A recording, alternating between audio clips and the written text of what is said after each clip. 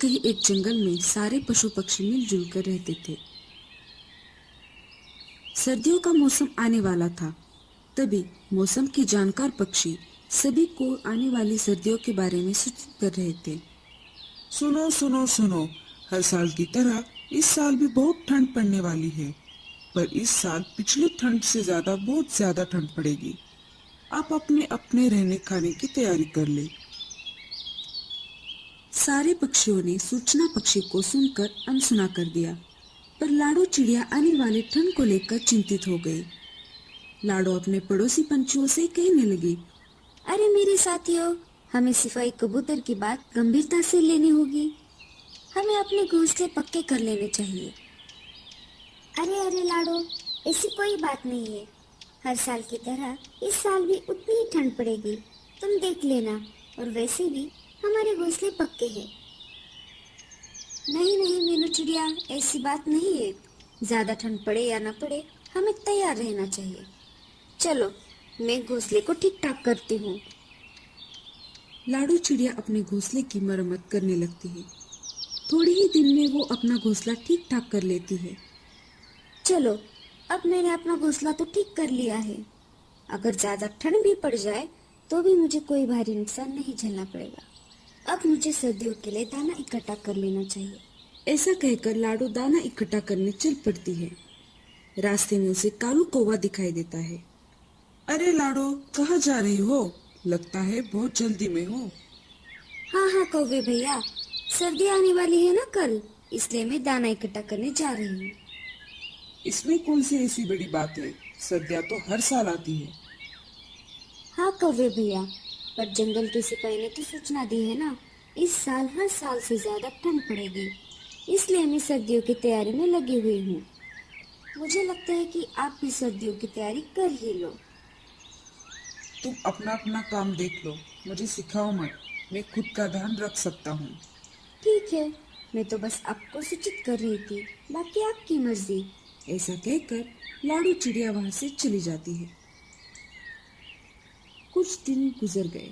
वैसा ही हुआ जैसा सिपाही बोलकर गया था।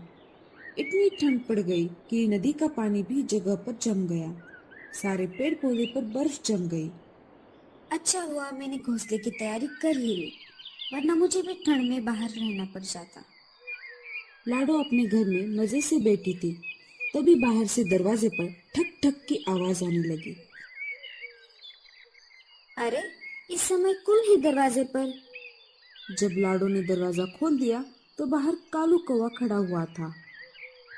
अरे कालू कौवे, क्या बात है? इतनी रात गए तुम मेरे घर क्यों आए हो? तुमसे ही कहती थी लाडो, मैंने तुम्हारी बात मजाक में ले ली। इस साल ठंड तो बहुत ज्यादा है। तुम आज के लिए बस मुझे तुम्हारे घर पर सहारा दे दो। मैं कल ही मेरा घोंसला बना लूंगा।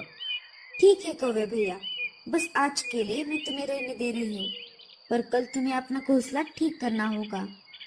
हाँ हाँ, मैं कल तुम्हें परेशान नहीं करूंगा। कालू कौवा अंदर आ जाता है और लाडो के घोंसले में जाकर सो जाता है। बस एक दिन की बात है, कल वैसे भी ये चला जाएगा। लाडो बगल के घोंसले में सो जाती है। जैसे लाडो की नींद लग जाती है, वैसे कौवा चुपके से उठकर लाडो का खाना खाने लगता है।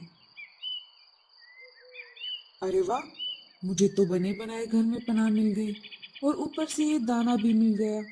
अगर रोज ऐसा होता तो कितना अच्छा होता। कौवा पेट भर दाना खाकर सो जाता है। सुबह हो जाती है। कौवा अपनी मस्त नींद में घोड़े बेचकर सो रहा था। लाडो कौवे के जागने का इंतजार कर रही थी। अरे वाह लाडो, तुमने तो बहुत अच्छा घर बना लिया है। चलो मैं चलता हूँ। कौवा लाडो को बिना शुक्रिया कहकर चला जाता है।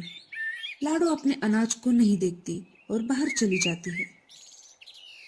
लाडो सारे पड़ोसी पंछियों से जाकर मिलने लगी। सब पंछी ठंड के बारे में ही बात कर रहे थे।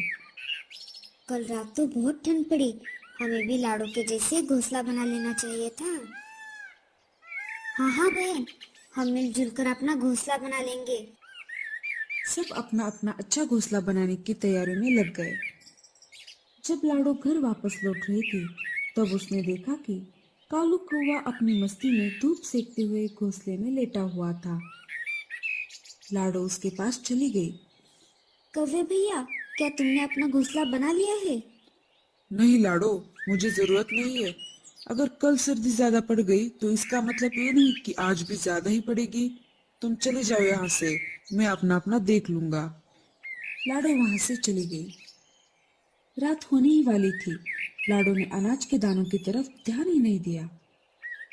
ये क्या बात है? मेरा अनाज खत्म हो गया है और मैंने इसकी तरफ ध्यान ही नहीं दिया। ज्यादा ठंड पड़े इससे पहले मुझे दाना लेने जाना होगा। ये लाडो मुझे ज्यादा ही भाषण दे रही थी। मुझे कैसे भी करके इसका घोंसला हथियाना होगा। लाडो दाना लाने घर से बाहर चली गई।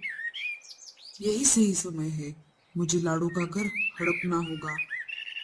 ऐसा कहकर कौवा लाडो के घर के अंदर चला जाता है और दरवाजा अंदर से बंद कर देता है। लाडो को दाना लाने में काफी देर हो जाती है। घर आते आते रात हो गई। जब वो वापस घर लौटी तब उसने देखा कि दरवाजा तो अंदर से बंद था। ये कैसे हो सकता है? मैंने तो दरवाजा बाहर से बंद किया था। फिर आखिर अंदर कौन चला गया? लाडो खिड़की से झांक कर देखती है तो उसे कालू कौवा अपनी मस्ती में सोया हुआ दिखाई देता है। कालू भैया, दरवाजा खोलिए, मैं हूँ लाडो। कालू ने लाडो की बातों को सुनकर भी अनसुना कर दिया। लाडो ने फिर से आवाज लगाई। कालू भैया, क्या आप मेरी बात को सुन पा रहे हो? बाहर बहुत ठंड है। इस कड़कड़ाती ठंड में मैं जम जाऊंगी। मुझे अंदर आने दो, हम दोनों मिलकर एक साथ रहेंगे। कौन? लाडो? मैं किसी लाडो को नहीं जानता और मैं अनजाने पंछियों को मेरे घोंसले में नहीं लेना चाहता। अरे कालू भैया, मैं हूँ लाडो, जिसने आपको कड़कड़ाते ठंड में अपने घोंसले में पनाह दी थी। क्या आप मुझे भूल गए? कालू दूसरी तरफ मुंह करके सो गया। लाडो पेट से थी और उसके अंडे देने का समय भी आ चुका था। लाडो का पेट दर्द करने लगा। अब मैं क्या करूँ? मैं कहाँ पर जाऊँ? मेरा घर तो कौवे ने हड़प लिया है। तुम घबराओ मत मेरे बच्चों, मैं तुम्हें कोई नुकसान नहीं होने दूंगी। मैं ऐसा करती हूँ, मैं डॉक्टर तोते के पास चली जाती हूँ। मैं उनके अस्पताल में जाकर शरीक हो जाती हूँ। मेरा ठंड से बचाव भी होगा और उनके पास मेरा गुजारा भी होगा। लाडो कड़कड़ाते ठंड में डॉक्टर तोते के पास चली जाती है। लाडो डॉक्टर तोते के घर के बाहर आ जाती है और घर का दरवाजा खटखटाती है। कौन है? डॉक्टर चाचा, मैं हूँ लाडो, दरवाजा खोलिए। डॉक्टर तोता घर का दरवाजा खोल देता है। लाडो, जल्दी से अंदर आओ, बाहर बहुत ठंड है। डॉक्टर चाचा, मेरे अंडे बाहर आने वाले हैं। कालू कौवे ने मेरे घोंसले पर कब्जा कर लिया है। मुझे समझ नहीं आ रहा था कि मैं क्या करूं। तभी मुझे आपका ख्याल आया। आप देख लीजिए, मेरा पेट बहुत दुख रहा है। तुम चिंता मत करो लाडो, मैं हूं ना। जब तक तुम्हारा घोंसला तुम्हें वापस नहीं मिल जाता तब तक तुम यहाँ पर रह सकती हो। मैं बाजू के घोंसले में रहूंगा। डॉक्टर चाचा लाडो को कुछ दवाई दे देते हैं। ये लो लाडो, इसे खा लो, सुबह तक तुम्हारे अंडे निकल आएंगे। मैं यहीं पर हूँ, पास वाले घोंसले में। कुछ जरूरत पड़ी तो मुझे आवाज लगाना। इधर ठंड के कारण एक हाथी पागल हो जाता है। फिर वो हर एक पेड़ पर अपना सिर पटक रहा था। कालू कौवा अपने मजे में सो रहा था। तभी पागल हाथी ने उसके पेड़ पर जोर से सिर मार दिया। वैसे ही घोंसला जोर जोर से हिलने लगा। कालू कौवा डर गया। अरे ये क्या हो रहा है? मुझे लगता है भूकंप है। कालू कौवे ने कुछ करने से पहले ही हाथी ने एक और बार अपना सिर पेड़ पर पटक दिया। वैसे ही घोंसला नीचे गिरकर टूट गया। नीचे गिरने की वजह से कालू कौवे के पंख टूट गए और वो ठंड में बाहर आ गया। ज्यादा ठंड कालू को बर्दाश्त नहीं हुई और वो ठंड के मारे वहीं पर जम गया।